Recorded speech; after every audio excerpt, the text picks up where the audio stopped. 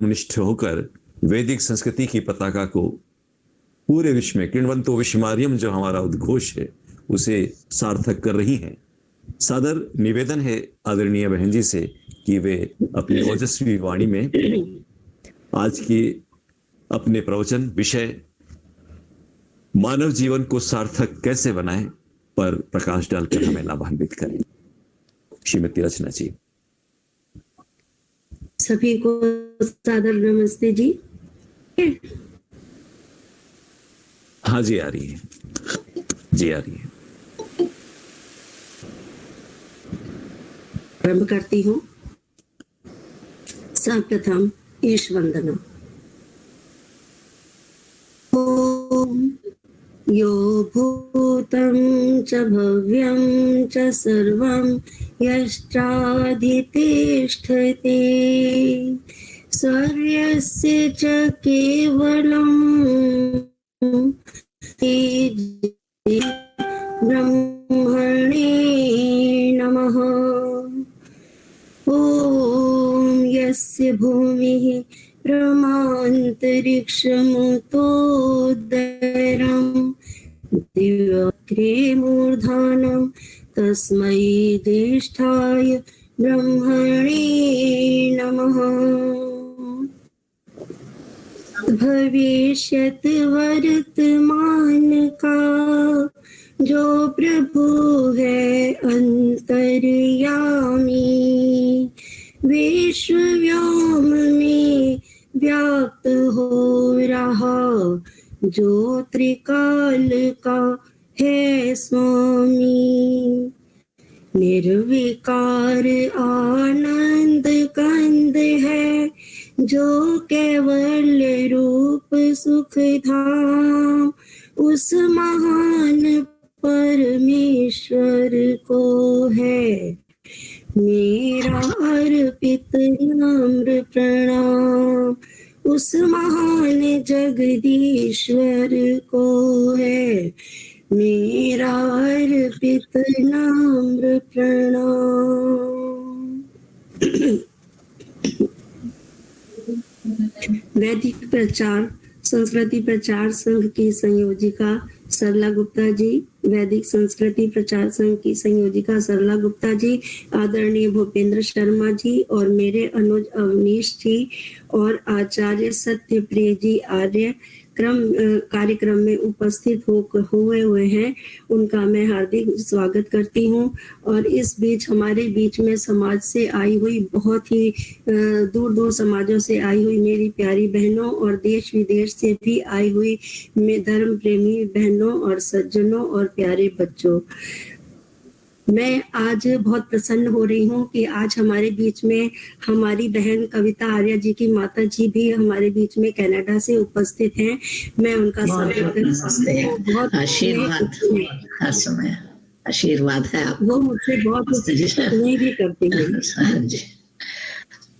सर्वप्रथम मैं उस परम पिता परमात्मा का कोटिशा धन्यवाद करती हूँ जिनकी अपार कृपा से आज हम इस विकट परिस्थितियों में भी आज स्वस्थ हैं और एक आध्यात्मिक कार्यक्रम में सत्संग का लाभ उठा रहे हैं।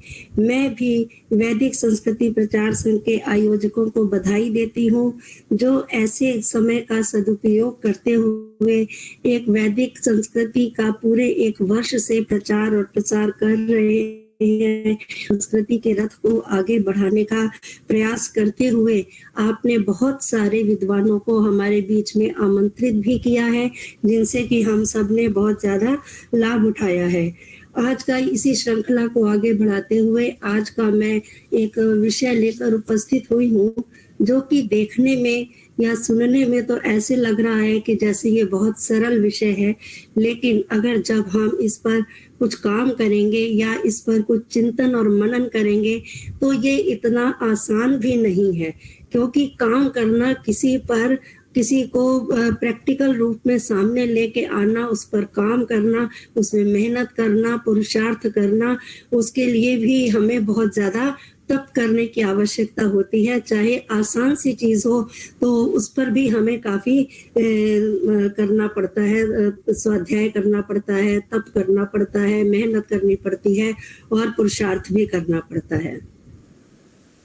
तो आइए सबसे पहले मैं देखती हूँ मेरा आज का विषय है कि मानव जीवन को हम सार्थक कैसे करें, मनुष्य जीवन को सार्थक कैसे करें। तो आइए पहले हम सोचते हुए चलते हैं, विचारते हुए चलते हैं कि मनुष्य आखिर कहते किसको हैं। हमारे बहुत से साहित्यकारों ने निरुक्त में भी लिखा है कि मनुष्य मत्वा कर्माणि सीव्यति, अर्थात जो मनुष्य सोच समझकर कोई कार्य करता है उसको ही मनुष्य कहा जाता है। इसीलिए विधि और निषेध की व्यवस्था जो है वो मनुष्य के लिए की गई। इसके विपरीत जो पशु होता है वो देखता सब कुछ है, पश्यति सर्वान विशेषणेति पशु, लेकिन जो उसको ग्राह्य करना है, जो उसको लेना है, क्या उसको छोड़ना है, ये उसके बस की बात नहीं है, क्योंकि उसके पास बुद्धि जो परमपिता परमात्मा ने अपने अमूल्य खजाने में से बुद्धि रूपी हीरा मनुष्य को दिया है वो पास नहीं है।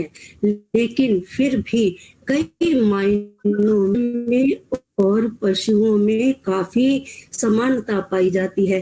कहा भी गया है कि आहार निद्रा भय मैथुनस्य सामान्यम एतत् पशुभिर नराणाम धर्मो ही तेषाम अधिको विशेषो धर्मेण ही ना पशु समाना, कि अर्थात खाना पीना सोना जागना और संतान को उत्पन्न करना ये मनुष्य भी करता है और पशु भी करता है। इस बात को लेकर देखें तो पशुओं में और मनुष्यों में बहुत सारी समानता है, लेकिन एक बहुत ही विशेष चीज है, विशेष चरित्र है जो कि को पशुओं से अलग करता है। वो क्या है? धर्म आचरण। और धर्म क्या है? अपने सारे कर्तव्यों को सोच विचार कर करते रहना, क्या ठीक है क्या गलत है, हमें किसको करना है किसको नहीं करना है, उन कर्तव्यों को करना है, किन कर्तव्यों किन गलत बातों को नहीं करना है, ये धर्म कहलाता है। हमारे उपनिषद ले लीजिए, हमारे दर्शन ले लीजिए, आर्ष ग्रंथ ले लीजिए, और मैं तो यहाँ तक भी कहूंगी कि चाहे आप किसी भी मत संप्रदाय के कोई भी ग्रंथ ले लीजिए, सबका यही मानना है कि धर्म अर्थ काम और मोक्ष की प्राप्ति करना मनुष्य के जीवन का सबसे बड़ा उद्देश्य है।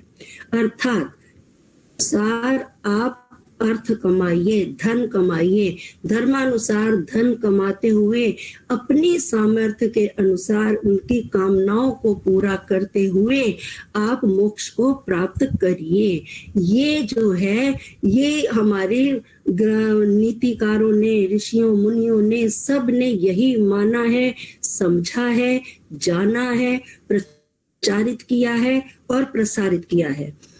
धर्म अर्थ काम और मोक्ष को आगे ले जाने के लिए अगर हम इन पर चलते हैं तभी जाकर के जो है हमारा जीवन जो है वो सार्थक बन पाता है। अन्यथा तो जैसे पशु उत्पन्न होते हैं, आते हैं, खाते हैं, पीते हैं, जाते हैं, इसी प्रकार से हमारा जो मानव जीवन है वो भी इसी प्रकार से ही रह जाएगा।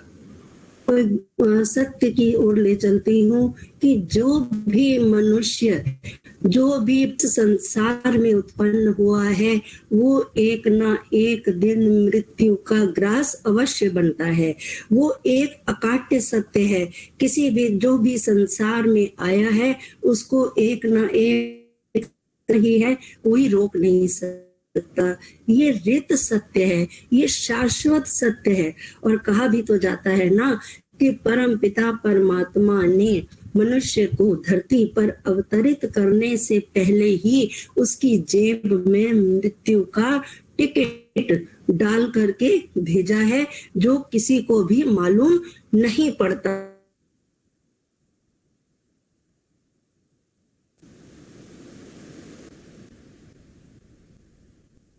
समय के लिए रहता है, कोई व्यक्ति अधिक समय के लिए रहता है। फर्क सिर्फ उसका ये होता है कि जिस जिस प्रकार के जिस जिस व्यक्ति के कर्म होते हैं उतना उतना व्यक्ति जो है वो जीवन जी सकता है। जो कोई व्यक्ति बहुत थोड़े दिनों में चले जाते हैं, कोई व्यक्ति बहुत लंबी आयु तक साल की भी आयु बताई गई है। और इस प्रकार हम मनुष्य जीवन की सार्थकता तो इसी में ही है कि जब तक हम जिए, जिस प्रकार हम जिए, हम जीते जी भी सबकी नजरों की आंखों का तारा बनकर रहे। अर्थात कि हम ऐसे कर्म करें कि प्रत्येक मनुष्य जो है हमें देखे, हमसे बात करे, वो बहुत प्रसन्न हो। अर्थात हमारा व्यक्तित्व और हमारा चरित्र इतना ऊंचे स्तर का होना चाहिए कि प्रत्येक व्यक्ति जो है हमसे बात करने के लिए लालायित बना रहे। इसी प्रकार तभी जाके हमारे जीवन की जो है वो सार्थकता बनी रहती है।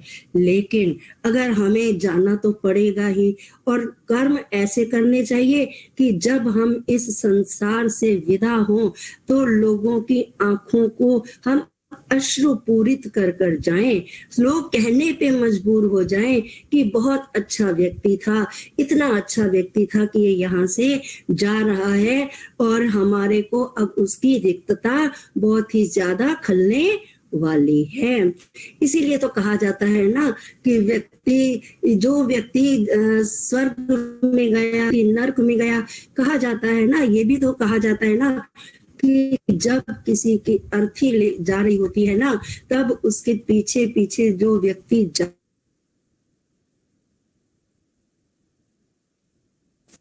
हैं तो हमें पता चलता है कि ये व्यक्ति स्वर्ग में गया या नरक में गया, या उसका जीवन कैसा था।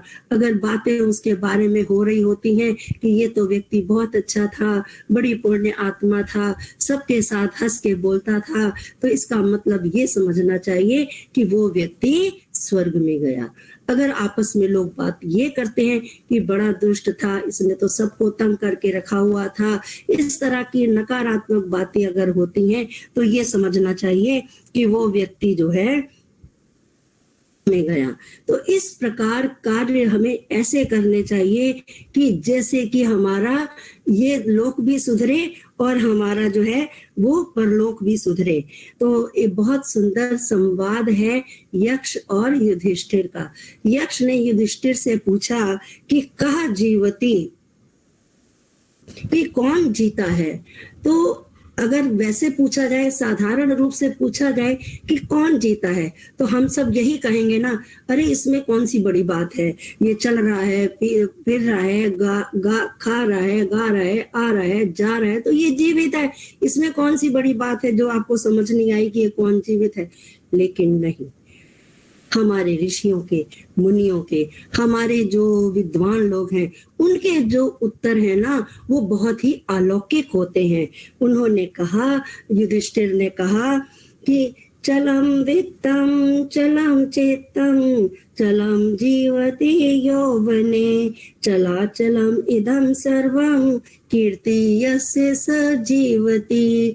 उन्होंने बताया, समझाया कि ये जो संसार है, ये दृष्ट संसार जो है, इसमें जो भी हम देख रहे हैं, हमारे पास धन है, लक्ष्मी है, वैभव है, घर है, मकान है, हमारा जीवन है, हमारा यौवन है, जो कुछ भी है हमारे पास, ये एक ना एक दिन तो जाने ही वाला है। लेकिन जिसकी कीर्ति, यश, जिसको लोग याद करते हैं, ऐसा व्यक्ति जो होता है वो हमेशा ही जीवित रहता है। आचार्य चाणक्य ने भी बहुत ही अच्छा कहा कि जब व्यक्ति की मृत्यु हो जाती है तो वो व्यक्ति का जो स्थूल शरीर है वो तो हम अग्नि में समर्पित कर देते हैं, और जो उसका सूक्ष्म शरीर होता है वो उसका शरीर अगली यात्रा में उसकी आत्मा के साथ चला जाता है, और जो उसका यश शरीर होता है वो यश शरीर जो है वो उसका हमेशा बना रहता है। बहुत से उदाहरण हमारे इतिहास में है, पन्ने पलट के देखिए जरा।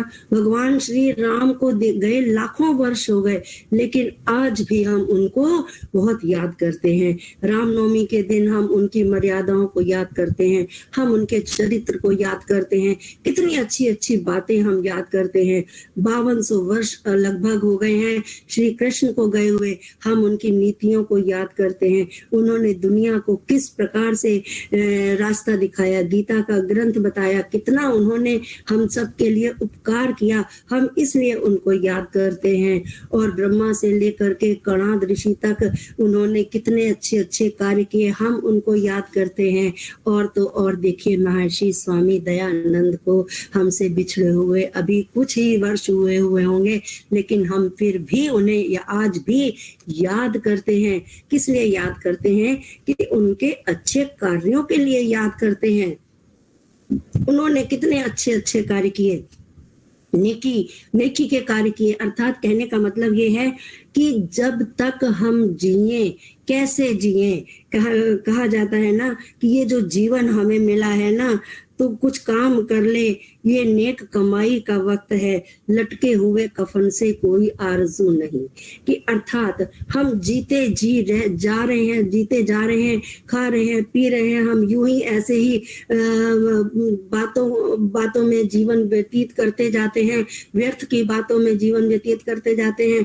लेकिन जब हमारा अंतिम समय नजदीक आता है ना, तब हम सोचते हैं अरे ये क्या हुआ, अरे हमने ये क्या कर लिया, हमने तो अपना सारा जीवन मिट्टी में मिला दिया।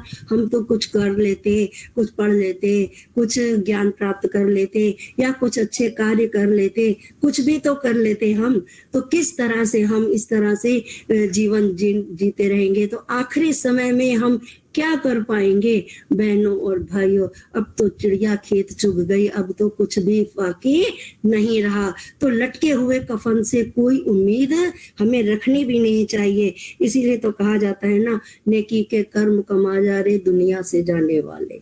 दुनिया से हे स्वयं, हे मनुष्य, तू अब यहाँ पर रह रहा है, कुछ तो अच्छे कार्य कर ले, जिससे कि जो तेरा जन्म है वो सार्थक हो जाए। अब आप ये सोचिए कि हमको अपने जीवन को सार्थक बनाना है, तो हम कैसे बनाएंगे? अर्थात कि हमें उसके लिए कितना पुरुषार्थ करना है, हमें उसके लिए कितनी मेहनत करनी है, हमें उसके लिए क्या से क्या तप करने हैं, स्वाध्याय करना है, पुरुषार्थ करना है, आगे चलना है, कठिन मेहनत करनी है, तब जाकर के जो है हमारा जीवन जो है सार्थक बनता है। लेकिन ध्यान रखना चाहिए कि जो कुछ भी मैंने अपने स्वाध्याय से, अपने परिश्रम से जो मैंने अर्जित किया है, सिर्फ उसी पर ही मेरा अधिकार है।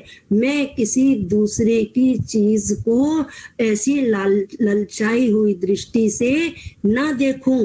पराया धन तो मेरे लिए मिट्टी के बराबर होना चाहिए, पराई चीजें मेरे लिए बेकार होनी चाहिए, लेकिन जो मैंने स्वयं कमाया है वो ही मेरा होना चाहिए। अन्यथा जो है कहते हैं ना, माँ गृधा में जो गीदड़ वाली जो दृष्टि है वो हमारी नहीं होनी चाहिए। और ये देखिए, अगर हम ये नहीं करेंगे क्या होगा? सांसें तो आ रही हैं, जा रही हैं, समय पूरा होगा। मैंने अभी पहले आपसे ये कहा कि भगवान जो है मृत्यु का टिकट दे करके हमें हमारे जेब में डाल करके भेजता है। एक दिन तो हमें जाना ही जाना है, तो क्यों ना हम परिश्रम करें, तो क्यों ना हम मेहनत करें और जीवन को अच्छा बनाएं। कितना देखिए, इतनी सुंदर प्रकृति है परमपिता परमात्मा ने ये जगत रचा, हम सबके लिए रचा। और मैं तो ये कहना चाहती हूँ कि परमपिता परमात्मा ने जो प्राणी भी रचे, चींटी से लेकर हाथी तक भी जो रचे, उन सब से हमें कुछ ना कुछ सीखना है। उन सब से कोई भी छोटे से छोटा प्राणी है, वो हमें कोई ना कोई शिक्षा दे रहा है। चींटी को ही ले लीजिए, वो चींटी के बारे में भी कहा जाता है कि वो दीवार पर चढ़ती है, उतरती है, चढ़ती है, उतरती है, फिर बार बार नीचे गिरती है, लेकिन आखिर में वो ऊपर चढ़ ही जाती है।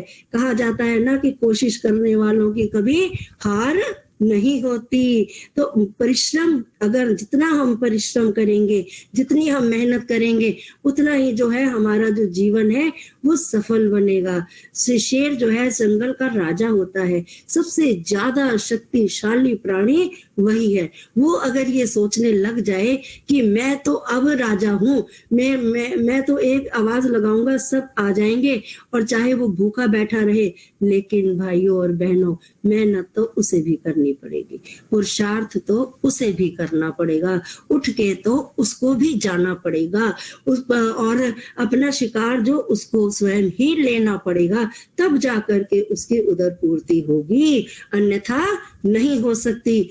तो इसी प्रकार से हमें आलस्य को त्याग कर, हमें हर एक चीज को त्याग करके, गलत चीजों को छोड़ करके हमें पुरुषार्थ की ओर ध्यान देना है।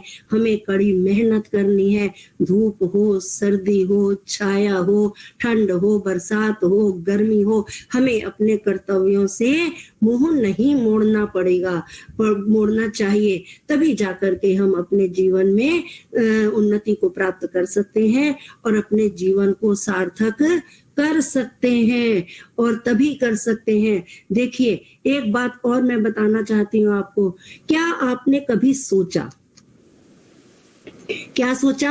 कि ये जो मैं यहाँ सफलता की सीढ़ियों पर पहुंच चुका हूँ, सफलता की ऊंचाइयों तक मैं यहाँ पर पहुंच चुका हूँ, तो क्या ये जो सब कुछ प्राप्त किया, ये मैंने स्वयं अपने आप से प्राप्त किया? क्या ये सब कुछ मैं मतलब अपने आप आ गया मेरे पास? बहनों और भाइयों, ये जो सोच है ना, ये हमारी सोच अधूरी है, ये हमको इसको बदलना पड़ेगा। आप सोचिए कि जब आप पहले दिन से चलते हैं, हम जब आप माता के गर्भ में आए पहले दिन, तो क्या आप अपने आप आ गए थे? नहीं ना, है परमपिता परमात्मा ने माता पिता के पुरुषार्थ से आप माँ के गर्भ में आए हैं, और जब माँ के गर्भ से आप बाहर आए तो परमपिता परमात्मा ने आपके खाने पीने का तो इंतजाम पहले से ही करके रखा हुआ था, है ना। माँ के स्तनों में दूध तो उसने पहले ही भर के रखा हुआ था, तो आपको क्या चिंता पड़ी? आपने किया क्या कुछ? ये नहीं ना। और जब आप थोड़े से बड़े हुए तो आपके लिए भोजन की व्यवस्था आपके माता पिता ने तो की, लेकिन क्या आपको पता है कि वो अन्न किसने उगाया और उसके लिए आपने क्या पुरुषार्थ किया? नहीं ना। जब आप विद्यालय गए, पढ़ने गए, आपको माता पिता ने पढ़ने के लिए भेजा और वहां पर स्कूल में आप गए, आपने शिक्षकों का, आचार्यों का ऋण लिया, उन्होंने आपको पढ़ाया। क्या आपने अपने आप पढ़ा? नहीं ना, है। और इसी तरह से जब आप बड़े हुए, आप नौकरी की, व्यवसाय किया, आप आगे आगे बढ़ते चले गए, तो क्या सिर्फ आप अपने आप से? बिल्कुल भी नहीं। मैं मानती हूं कि पुरुषार्थ तो आपका भी है, लेकिन क्या आपने ये समझ में आया आपको कि आपके ऊपर कितने लोगों का ऋण है? कितने लोगों का आपने ऋण लिया है? चाहे कोई धन बल है, यश बल है, कीर्ति है, या शक्ति का बल है, कुछ भी, जो कुछ भी आपने प्राप्त किया है, वो सब का सब जो है ऐसे अदृश्य लोगों से की सहयोग से प्राप्त किया है, जिनको कि आप भुला नहीं सकते, जिनको आप नकार नहीं सकते। ऐसे ऐसे लोगों का ऋण आपके ऊपर चढ़ा हुआ है। तो आप बताइए, आपके जीवन की सार्थकता क्या इसमें नहीं है कि आपके जो ऊपर जो ऋण चढ़ा हुआ है, आप उनको उतार सके? कैसे उतारेंगे बताइए? आपको उतारना पड़ेगा ना, क्योंकि देखिए रामचरितमानस में भी गोस्वामी तुलसीदास ने लिखा है कि परहित सरस धर्म नहीं भाई, पर पीड़ा नहीं सम अगमाई, कि अर्थात जो दूसरों का भला करते हैं, उसके जैसा भला करने के जैसा कोई कार्य नहीं है। अगर हम किसी का किसी को तंग करते हैं, उसके जैसा गलत काम कोई नहीं है। तो किस प्रकार से हम जो है किस प्रकार से हम अपने आप को ऐसे समझ सकते हैं कि ये तो सारा कुछ मैंने ही प्राप्त किया है। नहीं नहीं नहीं, सबसे पहले तो आप उस परम पिता परमात्मा का पल पल क्षण क्षण धन्यवाद करेंगे कि परम पिता परमात्मा की असीम कृपा से मैं इस योग्य बना। फिर परम पिता परमात्मा की असीम कृपा से मुझे ऐसे माता पिता प्राप्त हुए। एक इतनी लंबी चेन आप देखते चले जाएंगे जहां तक आप माँ के गर्भ में आए तब से लेकर के देखिए आज तक जाकर के आपने कहां से कहां पर जाकर के आपने उसको रोका है। और अपने देखिए इसी से, और जो भी कार्य आप कर रहे हैं, किसी भी तरह का कार्य आप कर रहे हैं, इसको सेवा भाव से करिए। अर्थात कि जो कार्य मैं कर रहा हूं ये मुझसे परम पिता परमात्मा करवा रहे हैं, ये सेवा भाव से करना है। महर्षि स्वामी दयानंद के विषय में हम सब जानते हैं कितना कार्य उन्होंने परहित के लिए किया।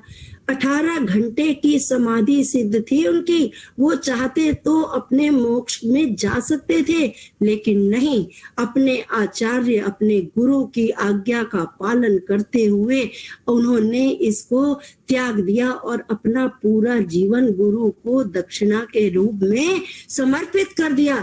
और पूरा जीवन कहीं वो आर्य समाज की स्थापना कर रहे हैं, कहीं वो गुरुकुलों की स्थापना कर रहे हैं, कहीं वो स्त्रियों का उद्धार कर रहे हैं, कहीं पर वो जाकर के सती प्रथा को दूर कर रहे हैं, कहीं पर जाकर के बाल विवाह को छुड़ा रहे हैं, कहीं पर जाकर के स्वतंत्रता को बना रहे हैं, स्वतंत्रता का बीज उन्होंने बनाया, स्वतंत्रता के लिए लोगों को कर रहे हैं। क्या क्या क्या क्या और क्या क्या नहीं किया स्वामी दयानंद जी ने हमारे लिए। सोचिएगा, अपने बुद्धि पे थोड़ा सा, दिमाग पे थोड़ा सा जोर लगाकर सोचिएगा कि उस ऋषि ने जिनके आज हम अनुयायी हैं, और उन्होंने हमारे लिए क्या और क्या नहीं किया। और ये सूक्ति उन पर बिल्कुल फिट सटीक बैठती है, परोपकाराय सताम विभूतयः। और प्रशंसा का नाम, अगर आप देखिए कि कोई भी कार्य आप कर रहे हैं सेवा भाव से कर रहे हैं, लेकिन सावधान, आपको अपने लिए प्रशंसा के शब्दों की अपेक्षा किसी से नहीं होनी चाहिए। आप प्रशंसा नहीं सुनेंगे, क्योंकि देखिए अगर जहां पर प्रशंसा आपने सुनी तो आप में अहम भाव आ जाता है। प्रशंसा करने के लिए अगर जो आपने प्रशंसा को अगर अपना लिया, अपने अंदर धारण कर लिया, तो आप ये समझिए कि आप वो लोकेशना के अंदर चले गए। हमें कार्य कैसे करने हैं? लोकेशना से रहित, पुत्रेशना से रहित, वित्तेशना से रहित होकर के परहित के कार्य करेंगे, तब जाकर के हमारा जो काम पूरा होगा, तब हमारा जीवन जो है वो सार्थक बनेगा। अर्जुन ने प्रश्न किया श्री कृष्ण से कि कौन से ऐसे कार्य हैं जो हमें बंधन में डाल देते हैं और कौन से ऐसे कार्य हैं जो हमें मुक्ति की ओर ले जाते हैं। तो श्री कृष्ण ने गीता के 3 अध्याय में बहुत सुंदर लिखा, यज्ञार्थार्थ कर्मणो अन्यत्र लोको अयम कर्म बंधना तदर्थ कर्म कौन्तेय मुक्त संग समाचर। अर्थात कि 2 कर्म ऐसे हैं जो व्यक्ति को बंधन से मुक्त करते हैं, और इन कर्मों को जब मनुष्य को करना है तो वो संग दोष अर्थात आसक्ति से रहित होकर उनको करना है। और ये 2 कर्म कौन से हैं? एक यज्ञ और एक निष्काम कर्म। और देखा जाए तो यज्ञ और जो निष्काम कर्म है ना, वो एक दूसरे के पूरक हैं। यज्ञ भी अगर आप कर रहे हैं तो निष्काम भावना से यज्ञ करें, और अगर आप किसी की सेवा कर रहे हैं तो वो भी आप निष्काम भाव से करेंगे, तब जाकर के ईश्वर की आज्ञा का पालन होगा। आपके मन, वचन और कर्म से जो आप लोगों की सेवा करेंगे, परहित करेंगे, तब जाकर के आपका जीवन सार्थक होगा। इसके बाद भी उसे फल की, कहते हैं ना, कर्म किए जा फल की इच्छा ना कर ऐ इंसान, जैसे कर्म करेगा वैसे फल देगा भगवान। ये है गीता का ज्ञान कि अपने कर्म करते जाओ आप। आप हर जगह से अपने कर्मों का तरफ ध्यान दो, फल की तरफ ध्यान मत दो, और कोई आकांक्षा नहीं होनी चाहिए, किसी तरह की कोई किसी से कोई अपेक्षा ना हो, तो निश्चित रूप से हमारा उत्थान होगा, हमारी आत्मा की संतुष्टि होगी और हमारा जीवन जो है वो सार्थक बनेगा। अब एक बात और ध्यान में रखनी है, वो क्या कि जब हम ये अपने जीवन को सार्थक बना रहे हैं, कर्म कर रहे हैं, तो उन कर्मों को करते समय हमें पूर्ण श्रद्धा के साथ कार्य करना है। पूर्ण श्रद्धा मतलब कि जिस काम को हम करें पूरे मन से अंतर से करें, मतलब हमारे मन में कुछ और विचार नहीं आने चाहिए। और जब हम कोई भी कार्य श्रद्धा पूर्वक करते हैं तो वो जो कार्य होता है उसकी तो गुणवत्ता ही अलग होती है, उसका तो क्या कहा जाता है, उसका तो परिणाम फल बहुत ही अच्छा होता है। तो किस प्रकार से हमें काम करने चाहिए? श्रद्धा पूर्वक। श्रद्धा का मतलब आप सबको मालूम है, श्रद्धा दो शब्दों से मिलकर बना हुआ है, श्रत और धा, अर्थात कि सत्य को धारण करना। पहले सत्य को आप जानिए, फिर उसको मानिए, फिर उसको आप धारण कीजिए, तब जाकर के आप श्रद्धा को मानेंगे। मेहनत से स्वीकार करना पड़ेगा, उसको सोचना पड़ेगा, विचारना पड़ेगा कि मैं ये जो कार्य कर रहा हूँ वो ठीक है कि नहीं ठीक है। कसौटियों पे कसते हुए जा करके उसको अपना कार्य करना पड़ेगा। कहते हैं कि जब हम यज्ञ भी करते हैं ना, तो यज्ञ भी हमें श्रद्धा भाव से ही करना चाहिए, अन्यथा जो यज्ञ भी ऐसे किया हुआ जो बेकार जाता है। और कहा जाता है कि जब हम यज्ञ करते हैं ना, एक पूरा सूक्त है वेद में, श्रद्धा सूक्त है, जिसे श्रद्धया समिध्यते अग्नि, श्रद्धया होयते हवि, श्रद्धया भगस्य मूर्धनि, श्रद्धया वचसा वेदमति। कि अर्थात कोई भी कार्य जब हम यज्ञ करें तो श्रद्धा पूर्वक हम उसमें अग्नि को समिध करें, और फिर हम श्रद्धा से आहुतियां प्रदान करें। और जो अगर हम ऐसा करेंगे तो वो श्रद्धा जो होती है ना, हमारे ऐश्वर्यों को देने वाली होती है। भगत से मूर्धनि, भग कहते हैं ऐश्वर्यों को देने वाली होती है। तब जाकर के जो है हमारा जो यज्ञ है वो सफल हो पाता है। और श्रद्धा होती क्या है, ये अगर आजकल देखा जाए तो श्रद्धा क्या कहते हैं लोग, क्या कहते हैं, बाबा वाक्यम प्रमाणम। कि अर्थात किसी बाबा ने बोल दिया कि जाके गंगा में स्नान कर आओ, तुम्हारे पाप दूर हो जाएंगे, काला धागा बांध लो, पीपल के चारों ओर चक्कर लगा लो, पीपल पे दीपक जला के रख दो तो तुम्हारे कष्ट दूर हो जाएंगे। ऐसा काम हमें नहीं करना है, ये श्रद्धा नहीं है, ये अंधविश्वास कहलाता है। श्रद्धा क्या होती है? वेद वाक्यम प्रमाणम, अर्थात कि वेदों के अनुसार जो परमपिता परमात्मा ने हमें श्रद्धा के जो परमात्मा ने हमें आज्ञा दी है, उपदेश दिया है, उसके अनुसार जो हम कार्य करते हैं वो कार्य जो होते हैं वो श्रद्धा से की माने जाते हैं। महाभारत में बहुत ही सुंदर एक श्लोक आया है, सत्वानुपा सर्वस्व श्रद्धा भवति भारत, श्रद्धा मयो अयम पुरुषः योग क्षत्रस्य एव सा। कि अर्थात श्रद्धा जो होती है वो 3 प्रकार की होती है, एक सात्विक श्रद्धा, एक राजसिक श्रद्धा और एक तामसिक श्रद्धा। तो जो व्यक्ति जिस प्रवृत्ति का होता है उसकी श्रद्धा उस तरीके की होती है। 3 तरह की श्रद्धाएं बताई गई हैं। ये मैं आपको एक बात बताती हूँ, देखिए एक छोटी सी मैं आपको बात बताती हूँ। मैं ये रामानुज का नाम आपने सुना होगा, नहीं, स्वामी रामकृष्ण परमहंस का नाम आपने सुना होगा। एक बार वो एक मंदिर में जाते हैं, वहां पर बाहर मंदिर के बाहर एक व्यक्ति चिलचिलाती हुई धूप में, गर्मी में, वो एक व्यक्ति पत्थर तोड़ रहा था।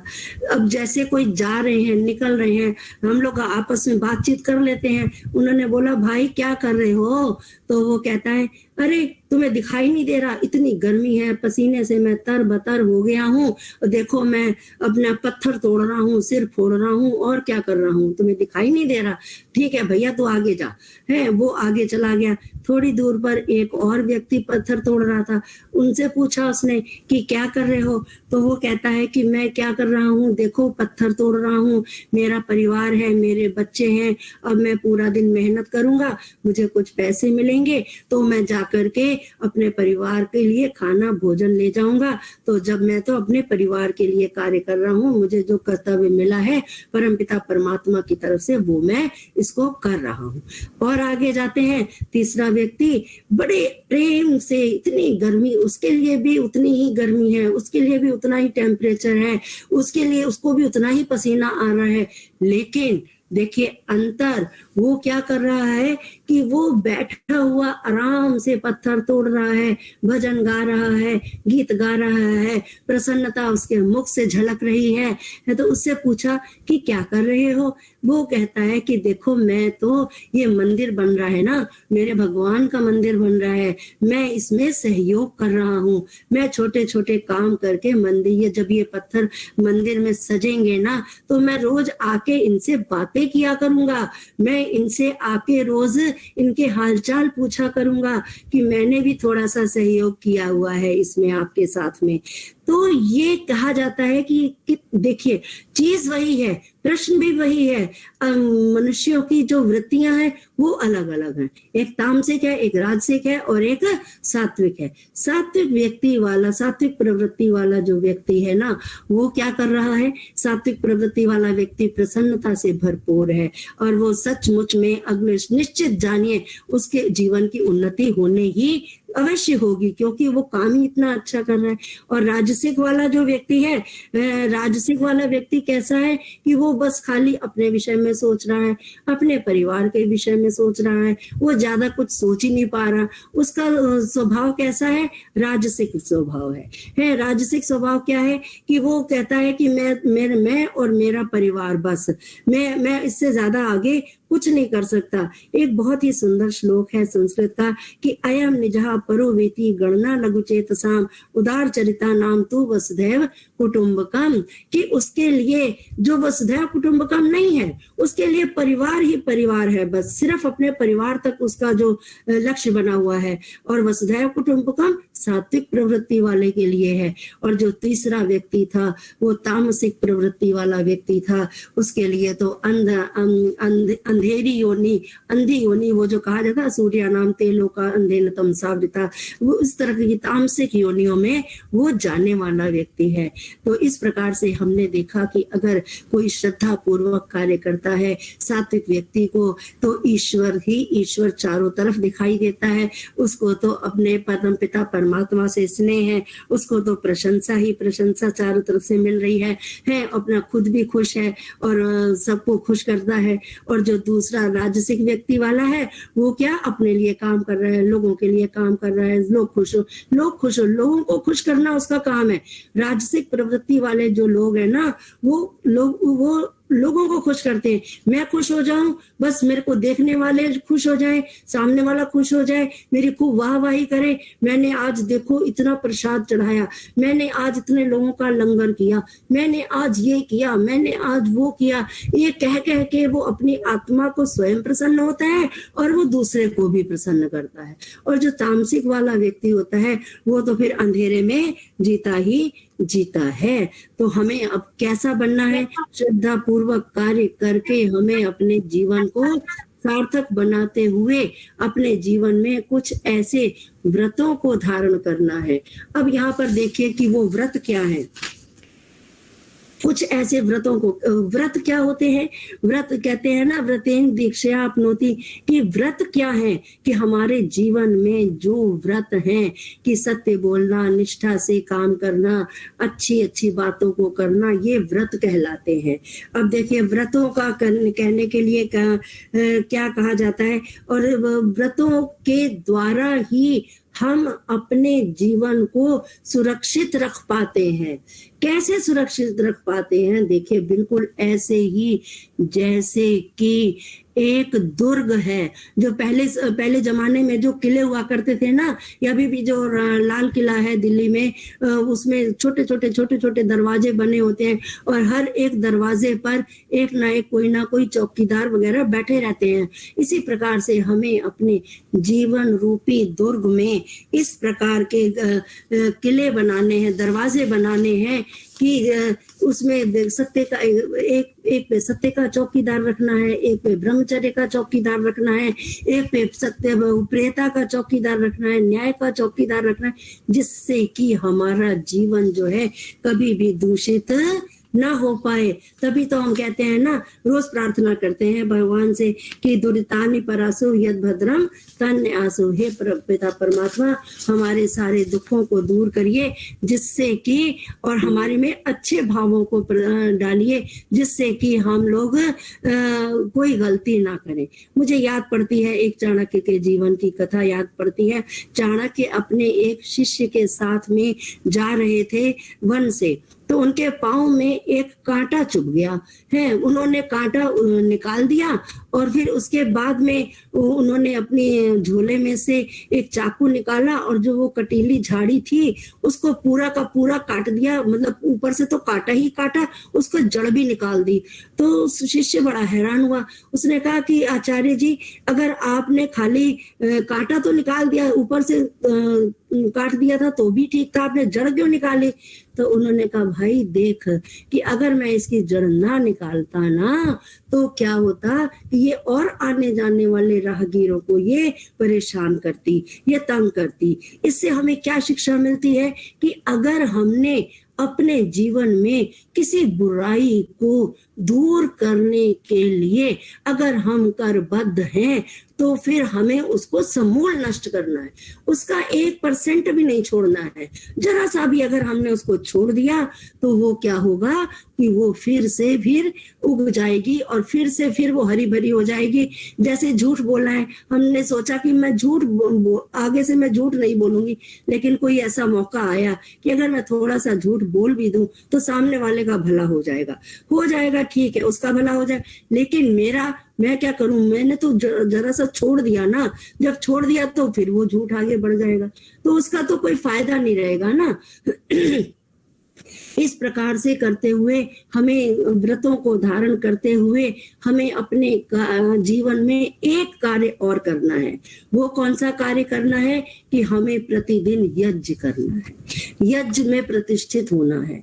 यज्ञ में प्रातः काल से लेकर सायंकाल तक हम सारा दिन अपने कामों को करते रहते हैं, लेकिन परमपिता परमात्मा को यज्ञ करने के लिए हमारे पास समय नहीं होता। परमपिता परमात्मा को हमें कैसे खुश करना है?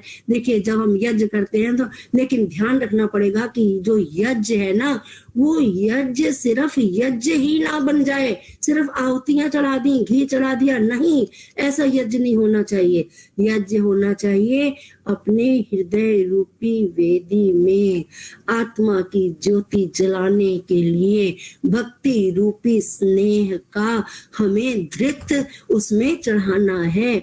हमें अपने अच्छे व्यवहार से हमें अपने आप को प्रसन्न रखना है, तब जाकर के वो यज्ञ होगा ना, वो हमारा पूरा होगा। एक होता है भौतिक यज्ञ, एक होता है आध्यात्मिक यज्ञ। तो हमें जब तक हम आध्यात्मिक यज्ञ नहीं करेंगे ना, तब तक हमारा जो जीवन है वो सार्थक नहीं हो पाएगा। तो इसीलिए कहा कि हे मनुष्य, तू अपने जीवन को सार्थक करने के लिए बहुत सारे कार्य, और भी बहुत सारे कार्य हैं। समय की सीमा है, मैं अब अपनी बात को ले चलूंगी समाप्ति की ओर। और भी बहुत सारे कार्य हैं। देखिए, यज्ञ करने का मतलब सिर्फ हवन ही करना नहीं है।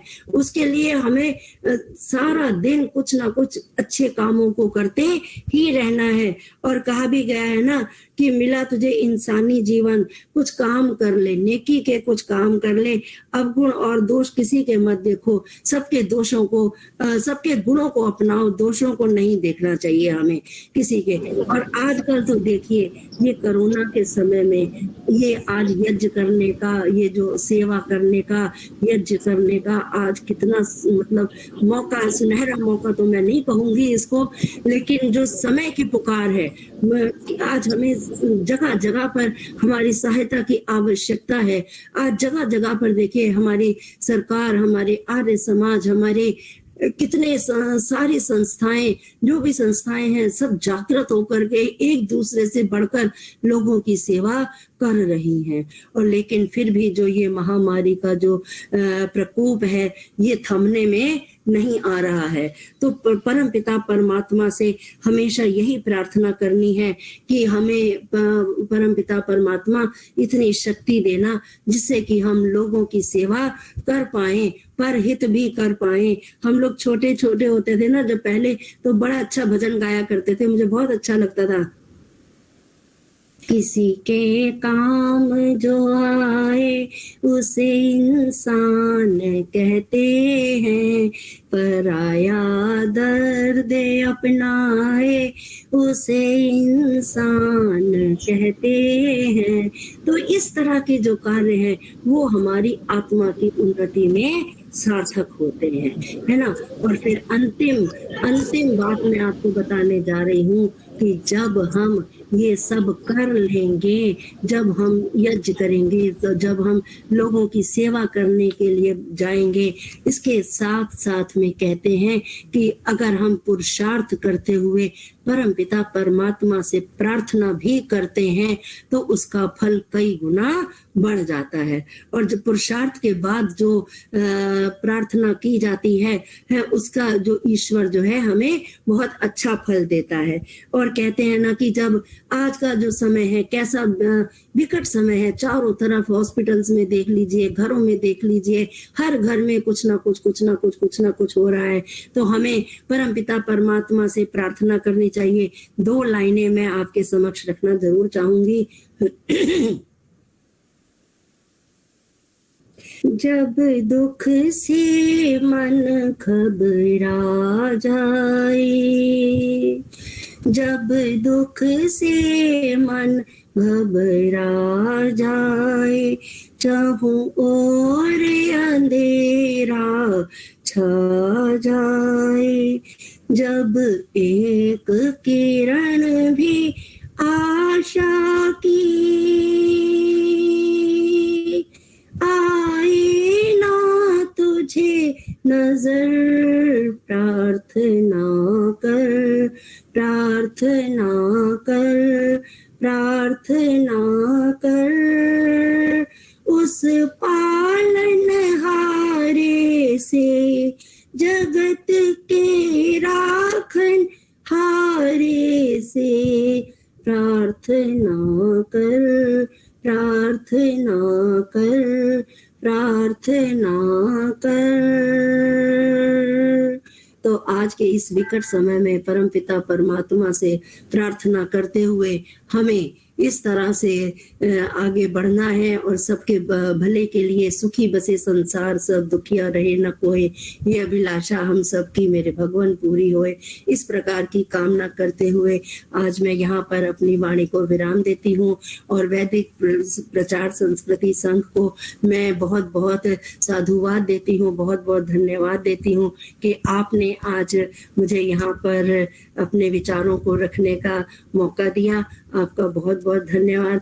आप सब लोग इसी तरह से स्वस्थ रहें और कार्य को करते रहें, आगे बढ़ाते रहें। ये वैदिक प्रचार संस्कृति का रथ जो है हमेशा आगे बढ़ते रहना चाहिए। इन्हीं शुभकामनाओं के साथ बहुत बहुत धन्यवाद।